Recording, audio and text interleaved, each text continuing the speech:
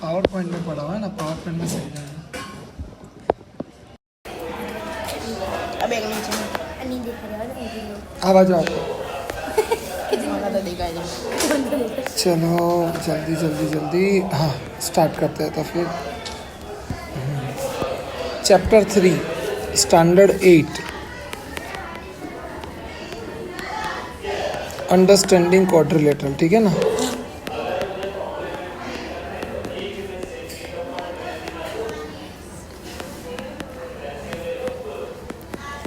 अब ये चैप्टर में आपको बेसिकली 2-3 चीज़ें सीखनी है।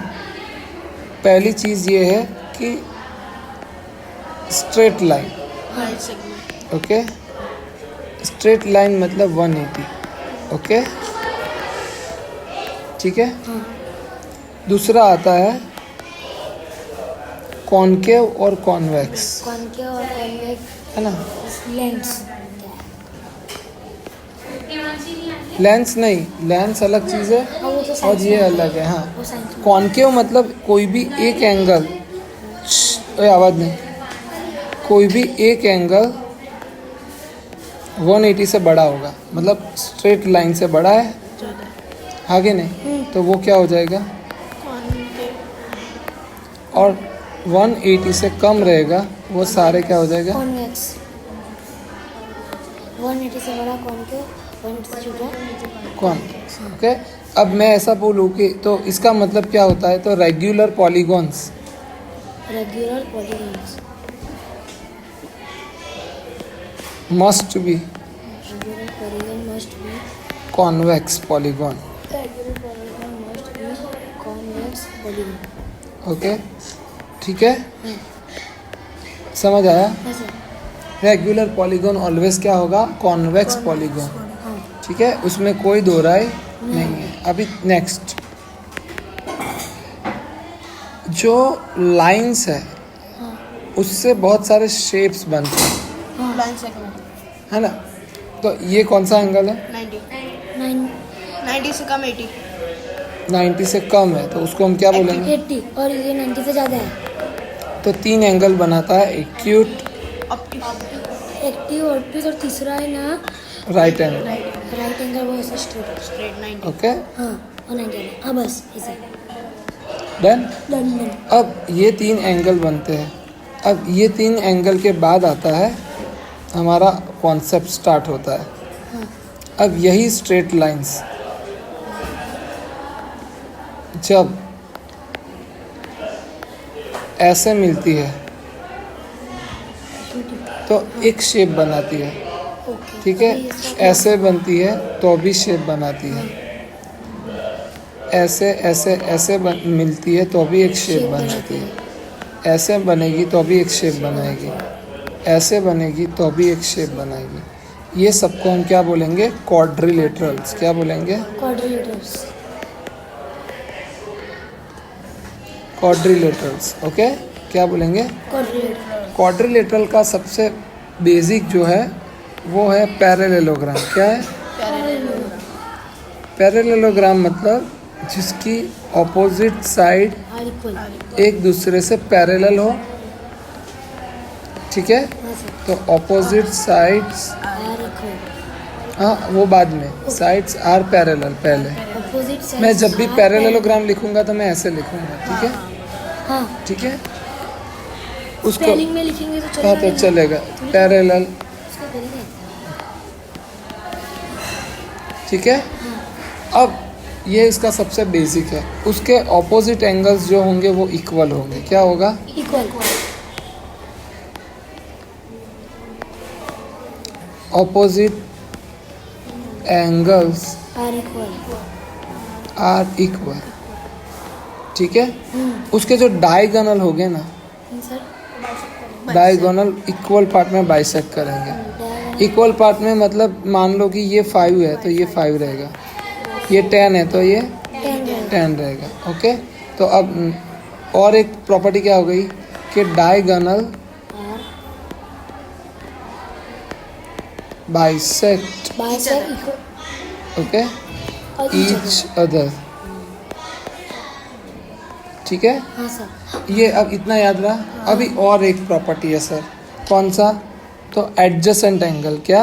Adjacent angle. एडजेसेंट एंगल मतलब बाजू बाजू वाला एंगल, ठीक है। हाँ सर। तो इसमें sum sum of of adjacent angle adjacent angle is equal to, is equal to 180। Okay. तो ये दोनों हो गए 180, ये हो गए 180, ओके। ये भी हो जाएंगे 180, हाँ कि ना? हाँ सब आपस में 180 ही रहेंगे, हाँ ठीक है। हाँ। अब देखो, अब इसको मैं छोटा कर देता हूँ, सब चीज़ें एक में आ गई। फटाफट रिवाइज कर लेते, ठीक है। तो अब ये पैरेललोग्राम जितने अच्छे से आप समझ लिए तो बाकी सारा सब आ जाएगा, ठीक है। अब पहले हम देखेंगे फिर से एक बार कि ऑपोजिट साइड्स आर पैरेलल, हाँ सर। ऑपोजिट एंगल्स आर इक्वल, हाँ diagonal bisect, diagonal adjacent angle is equal to 180। Okay. हाँ अब ये क्वाड्रिलेटरल में ये जो है मैंने पूरा सब प्रॉपर्टी पढ़ा है, उसको क्या बोलते हैं हम? पैरेललोग्राम। क्या बोलते हैं? ठीक है। अब पैरेललोग्राम के ही सब छोटे मोटे भाई बहन हैं, उसमें हम पहला पढ़ेंगे स्क्वायर। क्या पढ़ेंगे? स्क्वायर। अच्छा, स्क्वायर और वो सब का प्रॉपर्टी मैंने लिखा हुआ है, मैं आपको पहले वहीं से दिखा देता हूँ।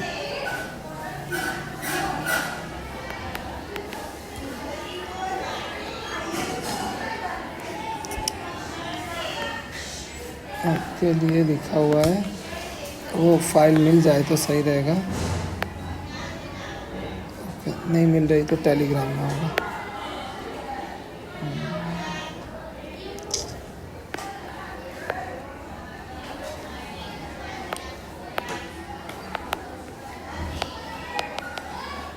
देखो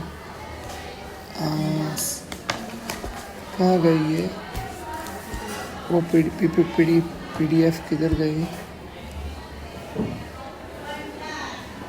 ये रहा। देखो अब ये हाँ तो आपने ग्रुप में भेजी थी ना? ग्रुप में भेजी थी, मैं ठीक है। मैंने लिखा अभी कोई बात नहीं, लिखा नहीं है तो आप नोट्स बना लेना, अभी समझ लो।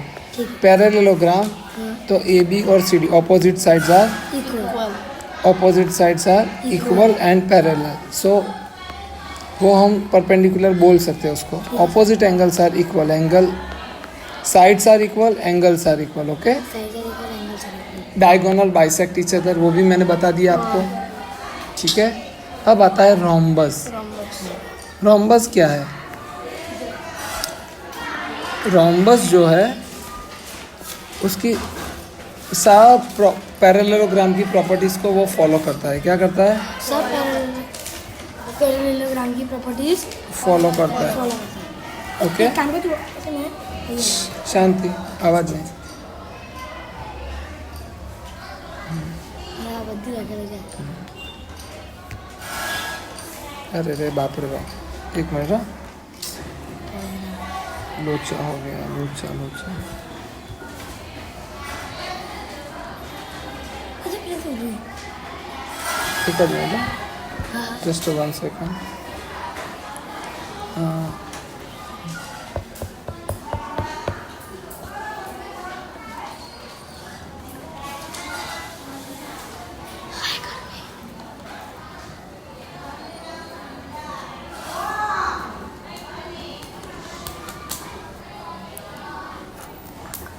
बताने का।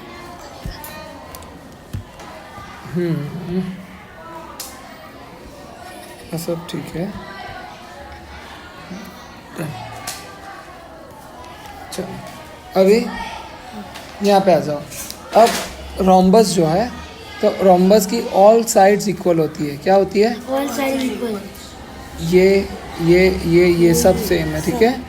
हाँ सर। उसके डायगोनल जो है ना वो बाइसेक्ट करते हैं और 90 डिग्री पे करते हैं। कैसे? डायगोनल बाइसेक्ट करते हैं 90 डिग्री पे करते हैं। 90 डिग्री पे, ठीक है। हाँ ओके, उसके बाद आता है रेक्टेंगल। क्या आता है? रेक्टेंगल। रेक्टेंगल क्या होता है? तो वो 90 डिग्री पे सब लाई करता है और बाइसेक्ट भी करते हैं उसके डायगोनल्स, हाँ है ना। बट वो 90 डिग्री पे डायगोनल बाइसेक्ट नहीं करेंगे, उसकी खासियत ये है कि उसके डायगोनल्स मिलेंगे तो ज़रूर। और 90 डिग्री में बाइसेक्ट नहीं करेंगे। हाँ, वो इक्वल पार्ट में डिवाइड करेंगे, वो भी बात सही है। सर समझ नहीं। जैसे मैं एग्जांपल ले लेता हूँ, ऐसा कि जैसे ये 5 है, इसको जूम कर देता हूँ। हाँ, अब है ना, सब कलर उड़ा देते हैं। ओके, चलो अब यहाँ पे देखो वापस।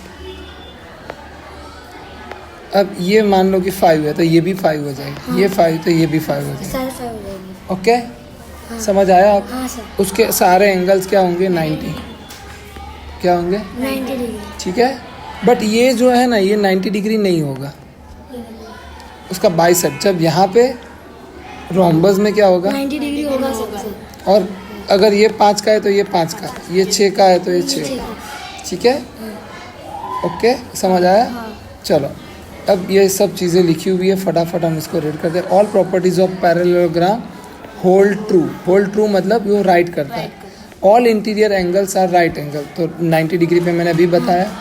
फिर क्या होता है? Diagonals are equal and bisect each other. Equal भी होंगे और बाइसेक्ट भी करेंगे। चलो, अब आता है स्क्वायर। स्क्वायर का क्या रहता है भाई? स्क्वायर मतलब एकदम आइडियल बच्चा। स्क्वायर मतलब जो बिल्कुल तूफान नहीं करता है और एकदम पैरेललोग्राम जैसा है। क्या? पैरेललोग्राम। हाँ, क्यों पैरेललोग्राम जैसा है? तो देखो, उसकी साइड्स इक्वल, सारी इक्वल। 90 डिग्री बनाएगा, परफेक्ट 90 डिग्री। साइड्स उसके एंगल्स भी इक्वल, सब उसका इक्वल है। सर वो पूरा 90। हाँ, बस रोम्बस और स्क्वायर में क्या डिफरेंस है? तो रोम्बस और स्क्वायर में मेजर डिफरेंस यही है कि रोम्बस के एंगल 90 नहीं होते, बाकी सब 90 होता है। एंगल ही 90। हाँ, बाकी डायगोनल भी 90 होंगे, साइड भी सब स्क्वायर जैसा ही रहेगा। ठीक है, हाँ। चलो, तो अब diagonals are equal and bisect at 90। ये इसका सबसे अलग प्रॉपर्टी है। मीन्स AC परपेंडिकुलर OB और AC इज इक्वल टू, ये सब ये फिगर पे से मैंने अभी समझाया ना, वही सब चीज़ें लिख लिखी लेंगे हैं। आज घर जाके। अब आता है काइट। काइट जो है ना, वो पैरेललोग्राम की प्रॉपर्टीज को फॉलो नहीं करता है। काइट। क्यों? क्योंकि काइट में क्या रहता है? देखो, काइट समझा देता हूँ।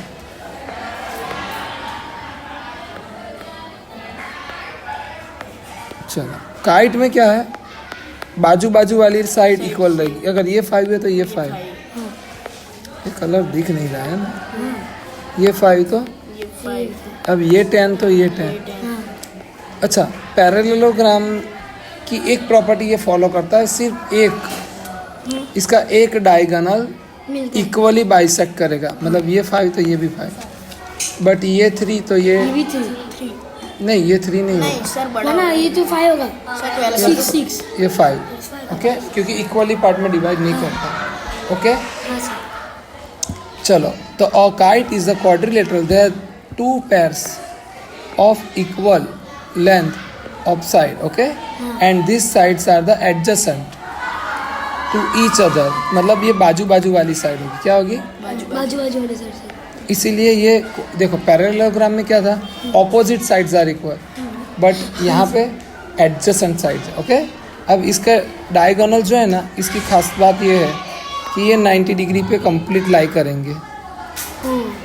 ठीक है, बट इक्वल पार्ट में नहीं। ओके, तो one of the diagonal bisect the other OC perpendicular OA, है ना, और BD परपेंडिकुलर AC। तो BD परपेंडिकुलर AC हुआ ना 90 डिग्री, BD।